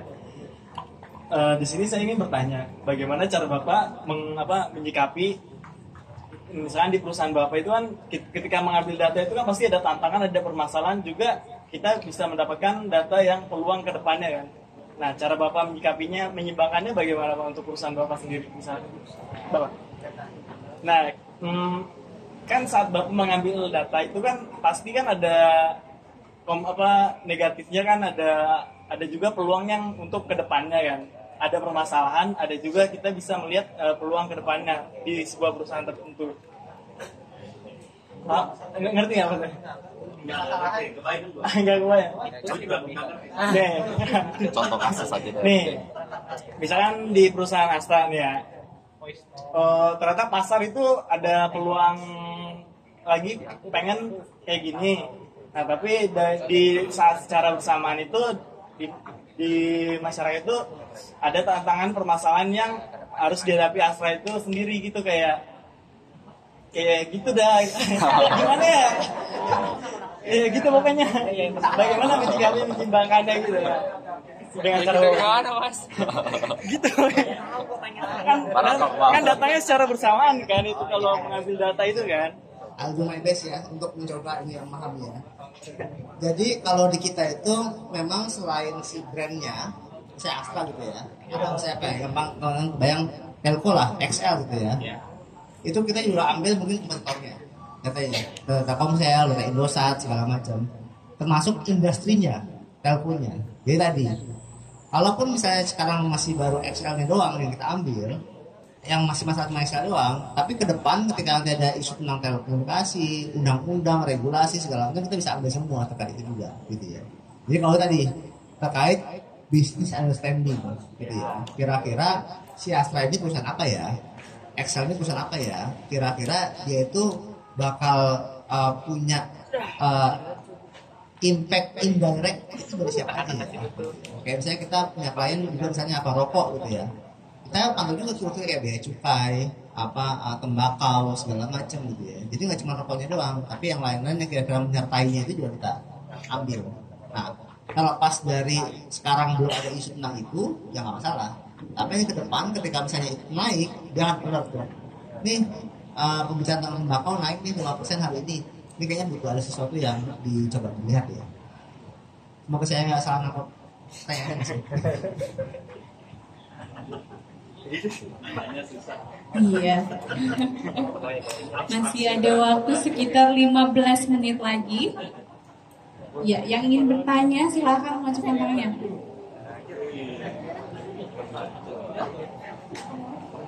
Oh ya, nama saya Rifan dari Depok dan saya mau bertanya tadi di screen itu ada sebagai contohnya itu data pariwisata di mana ada 3 parameter yang diambil untuk data pariwisata itu aksesibilitas ya, dan 2-nya lupa tadi, pokoknya ada 2 lagi kan.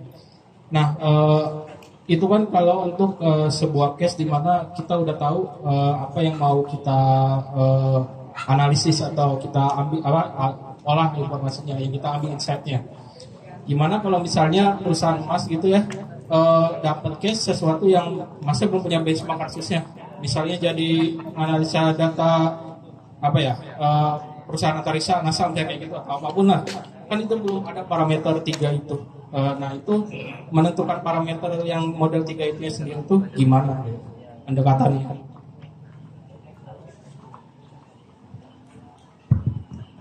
Ya. Jadi tadi memang kalau kita ngomong frameworknya butuh namanya understand business dulu mas. Jadi itu penting. Understand business baru kemudian data understanding. Jadi memang ketika kita belum tahu apa yang mau diolah, tugas kita adalah mencari ekspor.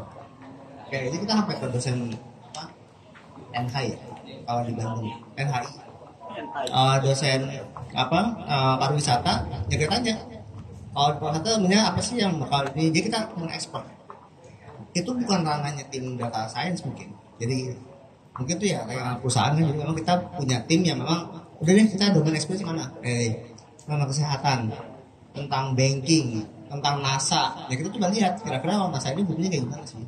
Mungkin kita ngobrol sama orang green misalnya, green gitu ya, orang apa segala macam, ya kita ngobrol kira-kira apa sih yang mereka butuhin, datanya apa sih, apa yang kurang segala macam, baru setelah itu kita bikin modelingnya, baru bikin datanya. Jadi tadi kita bilang ketika bikin dashboard misalnya atau aplikasi atau sistem, 70%-nya mungkin bahkan di awal tadi, dari tadi kita mendefine business requirement gimana, mendefine data requirement gimana. Kalau developnya itu banyak sekarang tools-tools yang mempermudah itu, gitu ya. Banyak kok sekarang teman-teman lihat aja pak, workshop gitu ya, Google Data Studio 2 hari beres, banyak banget gitu. Itu bikin dashboard 2 hari tuh sekarang udah gampang gitu ya. Bikin machine learning cuma 1 line of code tuh gampang gitu loh. Tapi memahami bisnis understanding itu yang nggak gampang. Makanya saya bilang tantangannya itu adalah konteks understanding, itu yang sulit gitu ya. Jadi kalau saya itu teman-teman nggak bisa memahami konteksnya, itu yang nanti akan jadi struggling di situ. Itu kira-kira mas. Lanjut. 1 ke bawah dulu tangannya. 1, 2, 3. 1, 2, 3. Bingung dah lu. Salah lu duduk. Ya, perkenalkan nama saya Aidul dari Batam. Mungkin singkat aja ya Pak ya. Kita kan bahas data science. Yang dari tadi yang saya amatin, yang kita bahas, kok cuman setingkat apa ya, eksekusi ya, challenge-nya aja gitu. Saya sih pengen melihat opportunity-nya deh. Singkatnya mungkin gini, mungkin harapan saya bisa memotivasi kawan-kawan kita yang ada di sini. Bagaimana sih data ini bisa dijual sehingga menghasilkan cuan? Lalu mungkin dari Pak Aksat mungkin bisa spill deh dari data yang Bapak jual itu berapa sih nominalnya? Makasih. Penentuan harganya gimana? Kita bahas teknisnya ya. Cuannya aja kita bahas.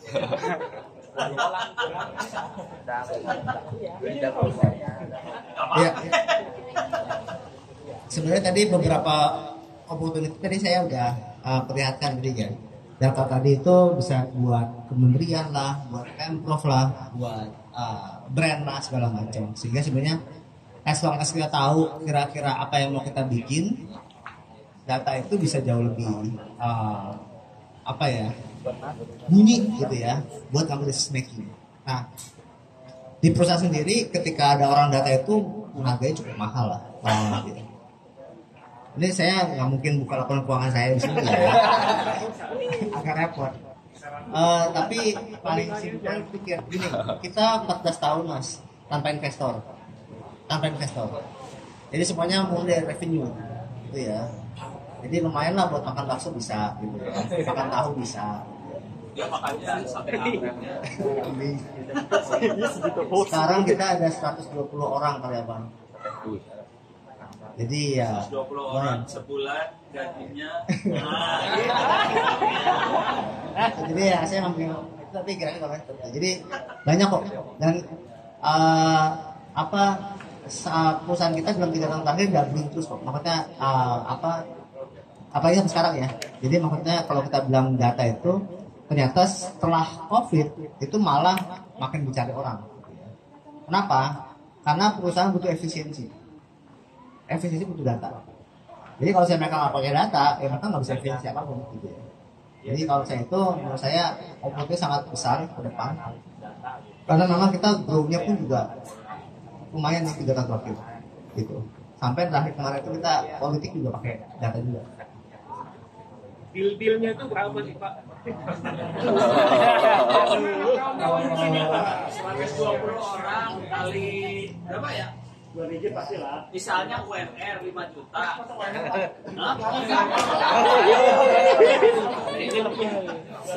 Oke, gini. Kalau kita ngomong klien ya, klien itu kita itu kan range, kita ngomong range antara revenue antara 10 sampai 30 juta per bulan per klien. Itu ya. Ya lumayan lah buat makan bakso bisa. Artinya kawan-kawan di sini bisa mandiri nanti ke depannya Pak ya. Kebetulan kan kita ini lagi di wilayah ekowisata yang kita sedang mendongkrak UMKM nih Pak. Oh iya iya. Harapannya kan masyarakat Tangerang Selatan ini ya bisa berdikari nih Pak. Ya betul betul. Ini nggak dapat gambaran untuk kita fokus untuk di data Shine ya Pak ya. Itu udah bisa mandiri sebulan mungkin yang dengan budget 30-an juta Pak ya. Kalau mandiri Pak ya. Gitu. Panggil. Aduh, nggak bisa spill mas. Itu udah mulai dapur.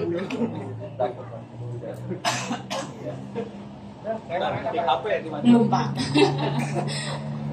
Masih ada yang ingin bertanya? Ya, 1, 2, tangannya di bawah dulu, biar semuanya kebagian. 1, 2, 3.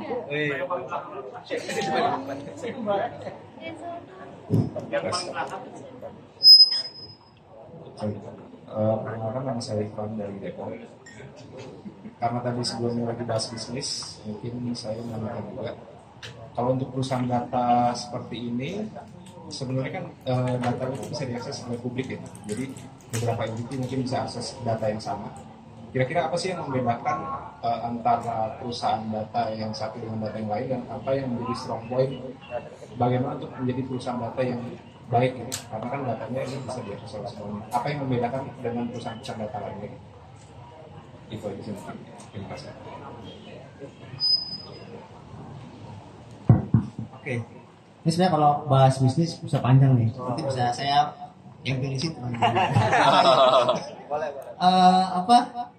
Jadi sebenarnya gini, simpelnya adalah bisnis itu kan bisnis itu kita cuma 2 hal. Karena orang itu nggak mau atau orang itu nggak mampu. Simpel. Misalnya bisnis restoran. Karena orang itu misalnya nggak mau masak, jadi ada restoran. Jadi misalnya GoFood, karena orang itu nggak mau ke sana, makanya ada GoFood, kan gitu. Kalau tadi kita bilang no limit, sebenarnya mereka bisa nggak akses, bisa. Mereka copy paste aja satu-satu ketik di Twitter atau di Instagram atau Astra. Nanti semuanya tinggal di copy, masukin Excel, copy, masukin Excel, copy, masukin Excel, bisa nggak bisa? Gitu. Dan mungkin dulu ada yang makan juga. Dulu tuh mungkin ada bisa koran gitu, clipping, clipping. Mereka melakukan itu, gitu ya. Cuman tinggal mereka hitung kira-kira cost mereka melakukan itu manual dengan pakai mesin itu gimana komparasinya. Oh ternyata menggunakan mesin jauh lebih efektif. Kalau misalnya ngopi-ngopi itu, gitu ya. Itu mungkin butuh orang misalnya sampai 20 orang gitu ya. Kalau ini mungkin cukup 1 orang ya pakai dashboard, itu juga jauh lebih cepat gitu ya. Makanya mendingan dia udah deh, dia subscribe 15 juta 1 orang, itu mungkin akan lebih murah dibandingkan hire dari 20 orang yang sudah copy paste pakai Excel. Nah, gitu. Jadi hitung-hitungannya sebenarnya seperti itu, sesimpel itu gitu ya. Jadi bagaimana kita bisa efisiensi kira-kira yang tadi dia keluarin berapa menjadi berapa. Gitu ya. Nah, baru yang kedua adalah kita ngomong strength point. Strength point tadi. Bisnis itu cuma 3 hal. Faster, better, cheaper. Ya. Lebih cepat, lebih baik, atau lebih murah. Nah, tinggal orang main di situ aja. Gitu ya. Selama dashboardnya lebih cepat, lebih baik, lebih murah, jadi dipakai. Tinggal compare dengan kompetitor. Itu masa itu kurut banget itu, tapi kalau mau dalam nanti panjang. Ya, pertanyaan berikutnya.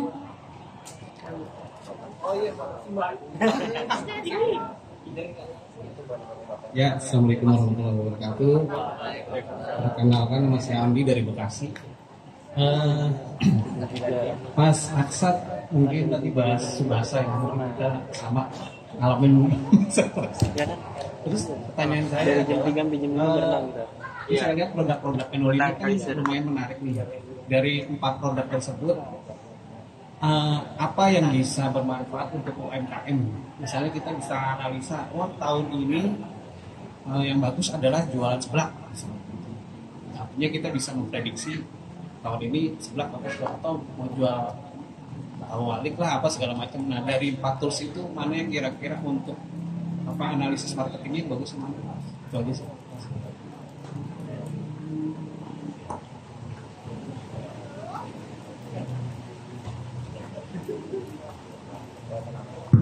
Oke.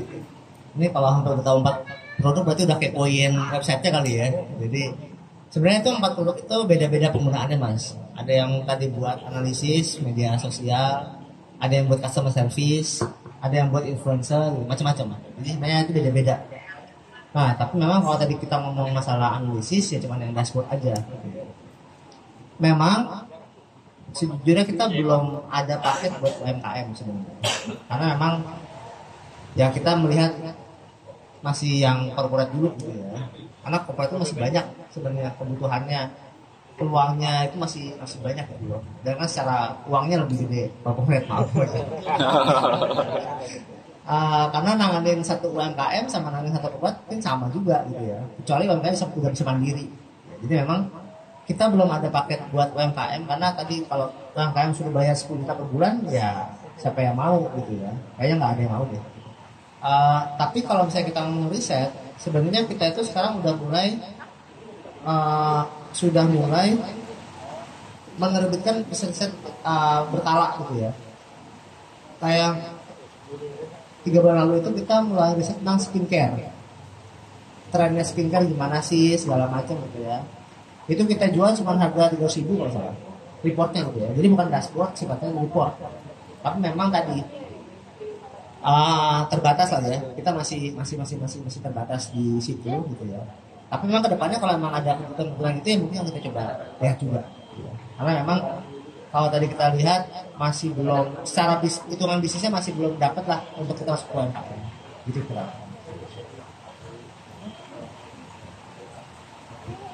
Ya, kami membuka 2 pertanyaan lagi.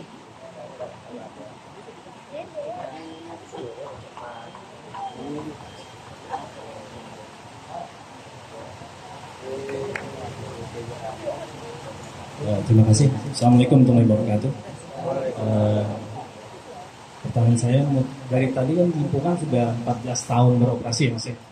Itu dari awal sampai dengan sekarang itu secara data size volume sudah seberapa besar. Terus kemudian complete storage-nya itu udah seperti apa gitu Mas?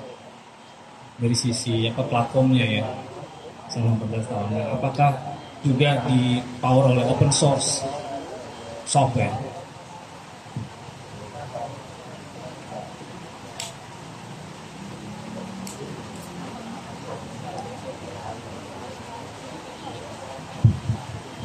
Oke. Ya, jadi kalau data storage segala macam sejujurnya saya nggak terlalu catch up Pak dengan itu karena kan memang tuh ada CTO ya yang bekerja itu. Tapi secara gambar aja dari kita ada jutaan data per jam. Gitu.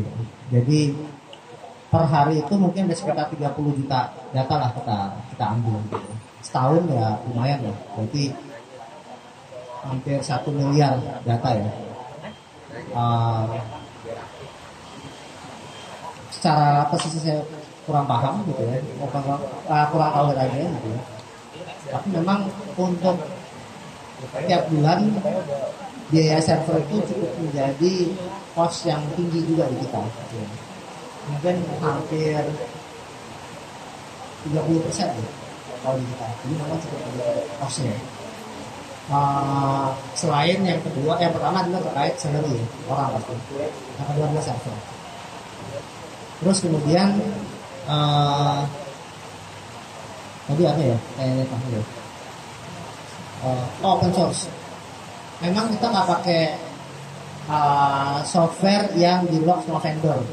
Karena kan kayak AWS ada S3 lah, ada misalnya apa Google, ada BigQuery segala macam. Kita nggak pakai itu. Semuanya kita pakai memang yang open source. Dan ada beberapa yang kita custom gitu ya. Kayak misalnya Spark itu ada beberapa bagian yang kita nggak sesuai, kita bikin sendiri bagian itu. Jadi memang tidak menggunakan source yang dependent ke vendor, sehingga kita bisa mudah tuh buat pindah dari beberapa vendor server itu. Nggak harus di lock sama vendor. Gitu.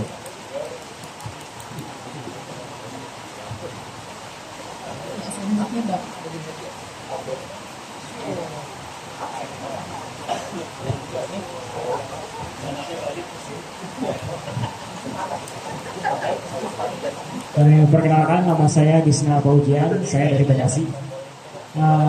Saya mau tanya perihal ini sebab model yang digunakan dalam data scientist gitu. Apakah ada trik atau tips gitu yang kan awalnya kita tuh penentuan bisnis model, kemudian kita udah menentukan nih tujuannya mau apa gitu. Terus kan nanti tujuannya tuh beda-beda. Nah, apakah ada tips atau trik untuk penentuan model dalam pengolahan data? Mungkin itu saja, Pak. Terima kasih.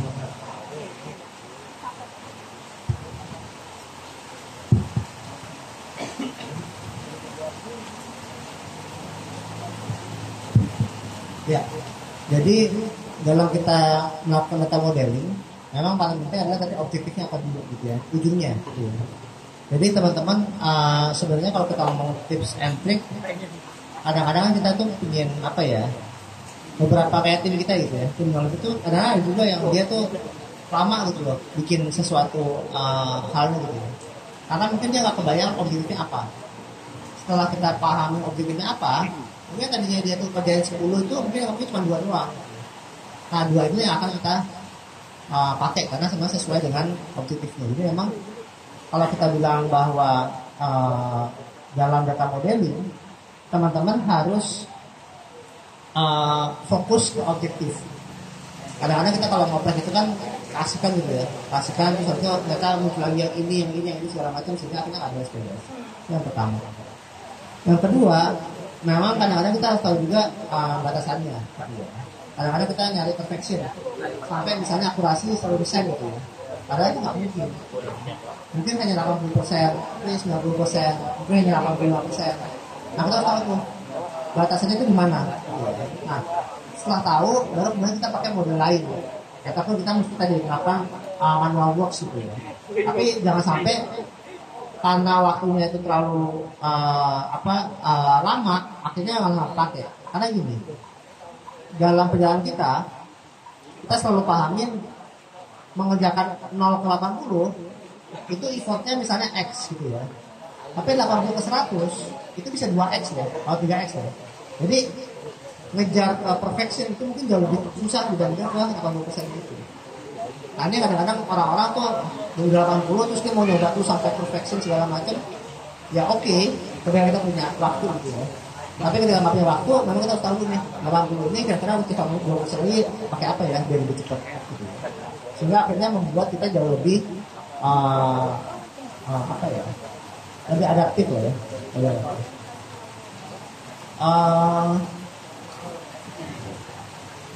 Jadi saya mau satu lagi apa ya?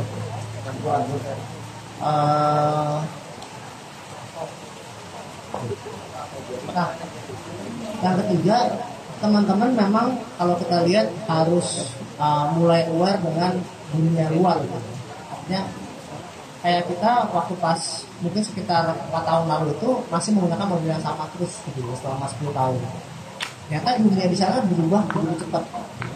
Mungkin ketika kita melakukan eksplorasi segala macam, kita menemukan banyak mobil-mobil yang jauh lebih sesuai, lebih robust, lebih pas buat kita untuk di custom segala macam, membuat akhirnya kita jauh lebih